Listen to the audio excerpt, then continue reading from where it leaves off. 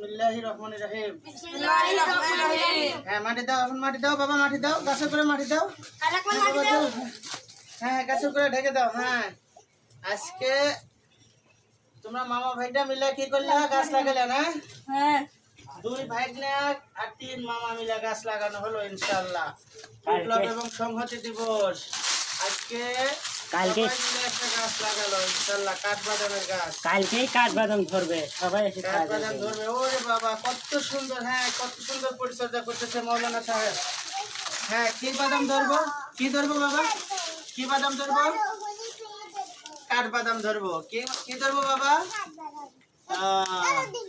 হ্যাঁ, না দে না দে না তুমি। হ্যাঁ, এগুলো হ্যাঁ, মাটি আটকাও, মাটি আটকাও, তাড়াতাড়ি দাও। হ্যাঁ দাও। কি ধরবো বাবা?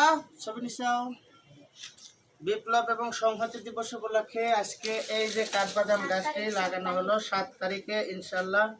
মৌলানা তার মামাদের সাথে নিয়ে এবং তার খালাতো ভাইয়ের সাথে নিয়ে গাছ লাগালো। কিন্তু গাছটা কিন্তু ঐতিহাসিক গাছ, মামা ভাগ্নে গাছ হবে এটা। যদিও কাঠবাদাম গাছ, তারপরে কিন্তু এটা মামা ভাগ্নে কাঠবাদাম গাছ হবে ইনশাল্লাহ।